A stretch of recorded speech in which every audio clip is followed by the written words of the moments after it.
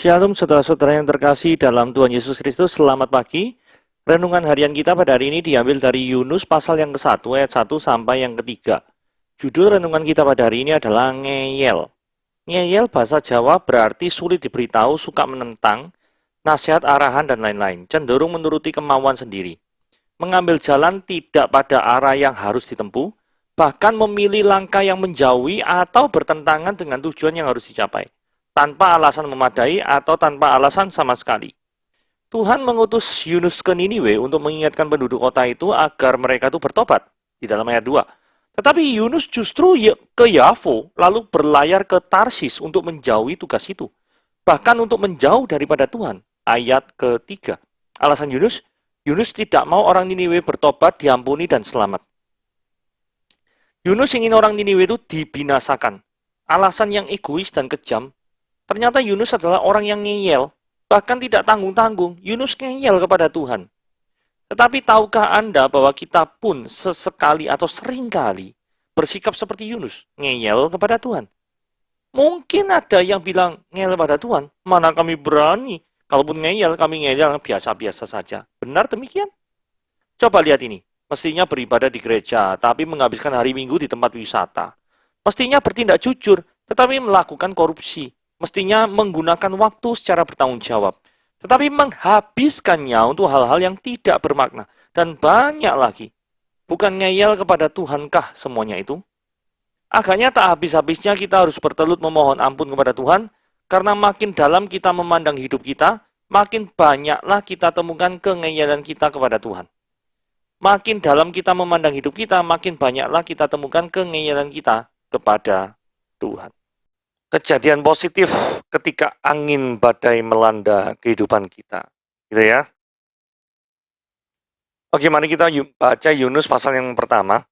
Datanglah firman Tuhan kepada Yunus bin Amitai, demikian bangunlah pergilah ke Niniwe, kota yang besar itu, berserulah terhadap mereka karena kejahatannya telah sampai kepadaku. Tetapi Yunus bersiap untuk melarikan diri ke Tarsis. Jauh dari hadapan Tuhan, dia pergi ke Yafo dan mendapat di sana sebuah kapal yang akan berangkat ke Tarsis. Ia membayar biaya perjalanannya, lalu naik ke kapal itu untuk berlayar bersama-sama dengan mereka ke Tarsis, jauh dari hadapan Tuhan. Tetapi Tuhan menurunkan angin ribut ke laut, lalu terjadilah badai besar, sehingga kapal itu hampir-hampir terpukul hancur. Awak kapal menjadi takut, masing-masing berteriak-teriak kepada Allahnya, dan mereka membuang ke dalam laut segala muatan kapal itu untuk meringankannya. Tetapi Yunus telah turun ke dalam ruang kapal yang paling bawah dan terbaring di situ, lalu tidur dengan nyenyak. Datanglah nakoda mendapatkannya sambil berkata, "Bagaimana mungkin kau tidur begitu nyenyak? Bangunlah, berserulah kepada Allahmu. Barangkali Allah itu akan mengindahkan kita, sehingga kita tidak binasa." Lalu berkatalah mereka satu dengan yang lain, "Marilah kita membuang undi, supaya kita mengetahui, karena siapa kita ditimpa oleh malapetaka ini." Kemudian mereka membuang undi, dan Yunuslah yang kena undi. Berkatalah mereka kepadanya, "Beritahukanlah kepada kami, karena siapa kami ditimpa oleh malapetaka ini. Apa pekerjaanmu dan dari mana engkau datang?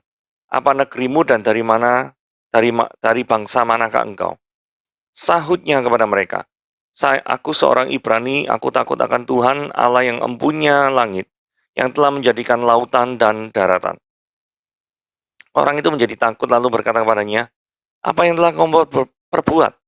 Sebab orang-orang itu telah mengetahui bahwa ia melarikan diri jauh dari hadapan Tuhan." Hal itu telah diberitahukannya kepada mereka. Bertanyalah mereka, "Akan kami apakan engkau supaya laut menjadi reda dan tidak menyerang kami lagi? Sebab laut semakin menggelora." Sahutnya kepada mereka, "Angkatlah aku dan campakkanlah aku ke dalam laut, maka laut akan menjadi reda dan tidak menyerang kamu lagi.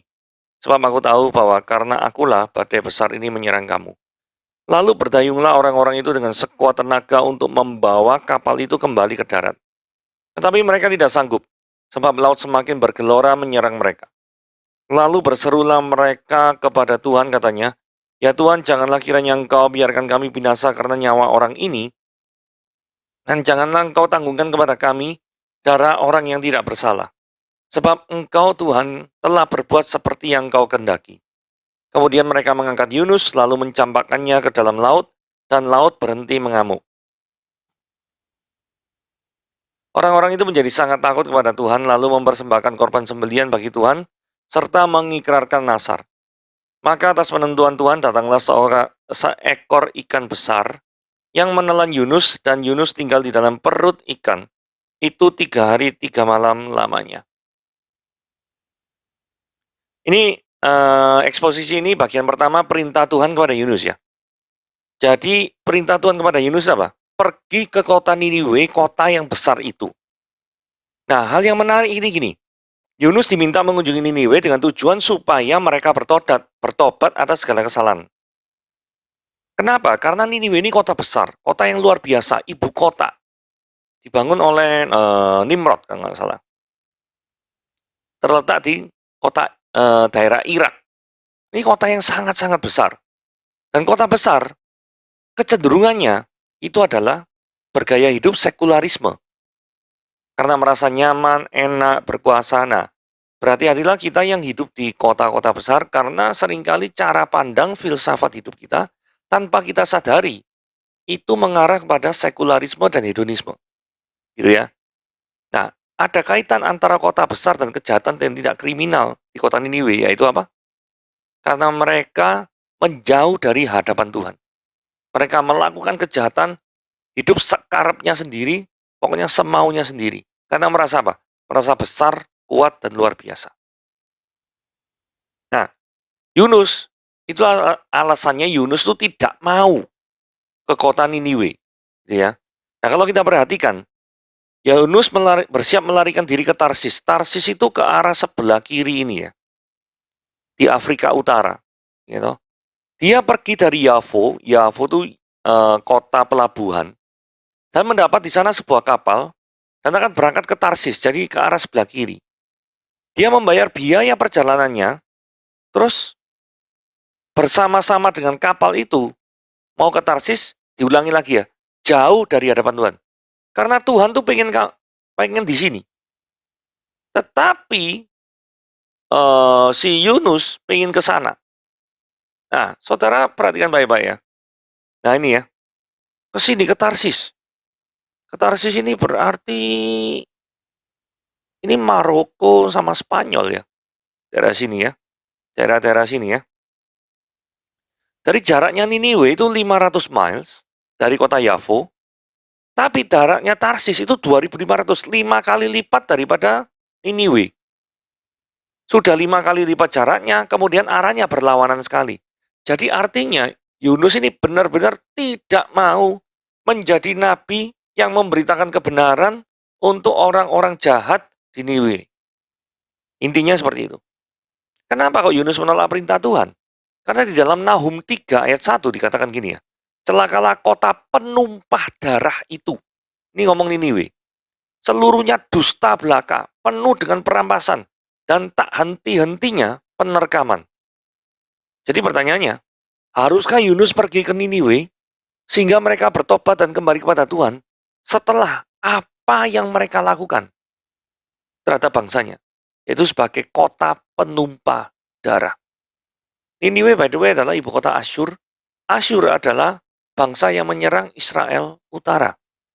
Seperti itu kaitannya. Nah, campur tangan Tuhan di dalam kapal. Tetapi Tuhan menurunkan angin ribut ke laut, lalu terjadilah badai besar sehingga kapal itu hampir-hampir terpukul hancur. Jadi kehendak Tuhan itu tidak ada dilawan, tidak bisa dilawan. Manusia sebagai ciptaan harus tunduk pada pencipta. Yunus harus tunduk kepada Tuhan. Mau ke Niniwe, harus ke Niniwe. Terkadang ada beberapa orang yang tidak mau tunduk kepada kehendak Tuhan dan menganggap dirinya adalah raja. Bertindak sakarepnya sendiri. Lupa bahwa dirinya adalah ciptaan dan ada pencipta yang harus dituruti kemauannya. Seringkali manusia tidak sadar terhadap hal demikian. 5. Awak kapal menjadi takut masing-masing berteriak pada Allahnya. Nah, maksudnya begini ya. Mereka itu orang yang percaya pada local God. Jadi Allah yang menguasai pada wilayah tertentu saja. Itu sebabnya mengapa kok ngomong gini, kenapa kamu kok tidur begitu nyenyak? Berserulah kepada Allahmu, barangkali Allah itu akan mengindahkan kita. Jadi mereka tuh percaya Allahnya itu berkuasa di tempat tertentu, dan mereka nggak tahu batas kekuasaannya itu di mana gitu ya toh. Nah, kemungkinan kan lihat orang Yunus ini kan orang asing, bukan orang Tarsis, ya toh. Kan kemungkinan mau ke Tarsis ya itu orang pulang kampung mungkin ya. Jadi mungkin kerja di Israel, kemudian mau pulang ke Tarsis naik kapal, mungkin seperti itu. Nah, ketika dilihat, tuh ini orang asing nih mungkin. Jangan-jangan dewanya lebih berkuasa. Nah, jadi seperti itu ya. Jadi ini adalah ciri khas daripada politeisme. Mempercayai banyak dewa, dan dewa-dewa yang dipercaya itu dewa lokal, ada kekuasaannya tertentu. Tidak kepada semua wilayah, gitu ya. Fakta ini undang pertanyaan gini ya. Kalau memang mereka tuh percaya terhadap dewa-dewa tertentu dan kekuasaannya terbatas, mengapa kok tetap percaya sama dewa lokal? Tangkap ya maksudnya ya. Kelihatannya ya ini semacam tradisi yang mereka pegang turun-temurun.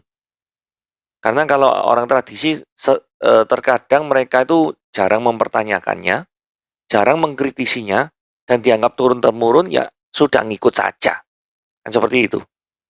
Tapi di sini kita belajar mengkritisi yaitu kalau memang mereka percaya dewa lokal, kenapa kok mereka tidak mencari dewa yang universal? Nah, dewa yang universal ini yang diperkenalkan oleh Yunus. Mari kita lihat ya. Lalu berkatalah mereka satu dengan lain, marilah kita buang undi. Yunus kelihatannya tidak mau berseru-seru gitu ya, enakan tidur aja gitu ya. Buang undi nih ngarah pada Yunus. Jadi tidak ada suatu kepedulian ya yang terjadi di dunia ini. Segala sesuatu itu indah pada waktunya, Tuhan yang atur, tidak ada sesuatu yang sifatnya kebetulan.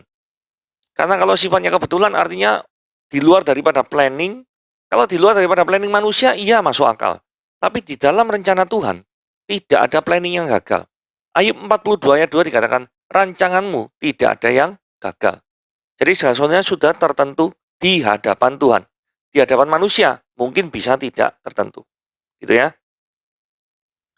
Sekalipun bahkan untuk suatu kejadian yang kelihatannya untung-untungan, membuang undi ini kan untung-untungan. Itu pun sudah ditetapkan oleh Tuhan. Mari kita lanjut. Berkatalah mereka, beritahukan kepada kami siapa karena siapa kita ditimpa oleh malapetaka ini. Kerjaanmu apa dan bla bla bla.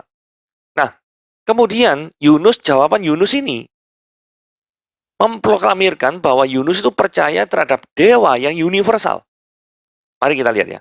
Saya seorang Ibrani, aku takut akan, Tuhan huruf besar itu Yehova, YHWH. Ini berupa nama Yahweh.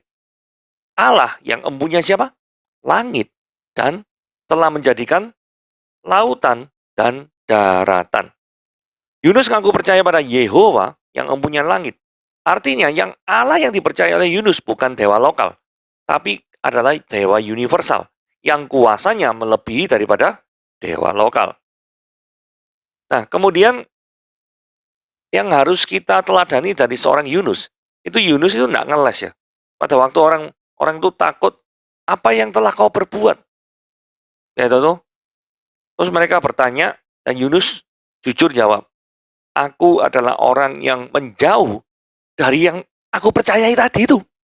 Penguasa langit dan bumi itu. Waduh. Itu sebabnya mereka jadi takut ya. Dah, kalau kamu itu menjauh, melawan perintah yang menjadikan langit dan bumi, ya pasti marahlah. Terus bertanyalah mereka, akan kami apakan engkau ya? Supaya laut itu jadi reda dan tidak menyerang kami lagi.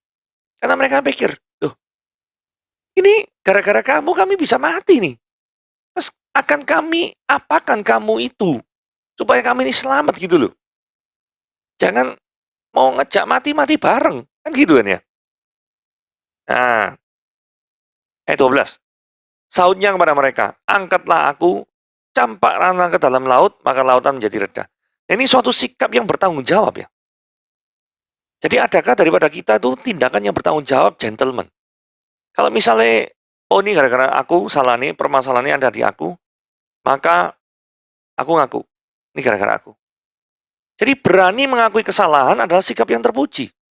Yunus tidak cuek terhadap nasib para awak kapal lainnya, bahkan peduli terhadap nyawa mereka. Yunus juga tidak tahu apa yang akan menimanya ketika dia dicampakkan ke laut. Yunus mana tahu setelahnya itu ada ikan besar yang menelannya. Tidak tahu. Yunus tidak ngerti. Tapi yang Yunus tahu adalah, ini gara-gara aku. Dan kalau aku pergi dari kapal, maka yang terjadi adalah apa? Maka orang-orang di dalam kapal akan terselamatkan. Yang Yunus tahu kayak gitu.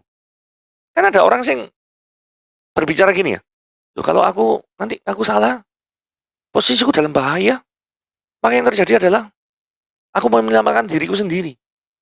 Karena aku menyelamatkan diri sendiri, maka aku nyalahkan orang lain saja. Jadi cari kambing hitam supaya dirinya selamat. Itu yang terjadi. Nah, mari kita lihat. Lalu berdayunglah orang-orang itu sekuat tenaga membawa kapal itu kembali ke darat.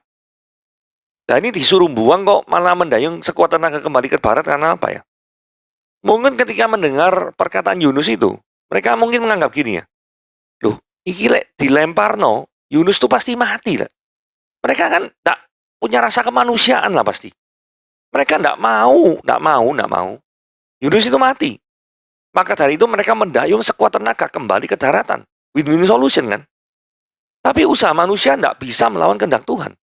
Tuhan tetap berkehendak sekalipun Yunus sudah ngaku. Tetap angin ribut itu ada. Padahal kalau kembali ke Yahweh ya, logikanya ya. Justru kan mengarahkan Yunus lebih dekat ke Niniwe. Tapi Tuhan tidak menempuh cara itu. Aneh ya. Kenapa?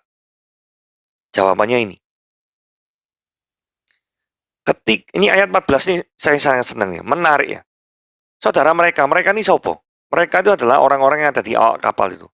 Kepada Yehova, mereka ngomong gini, ya Yahweh, janganlah kiranya engkau biarkan kami binasa karena nyawa orang ini. Janganlah engkau tanggungkan kepada kami darah orang yang tak bersalah, sebab engkau, Tuhan, telah berbuat yang engkau kehendaki.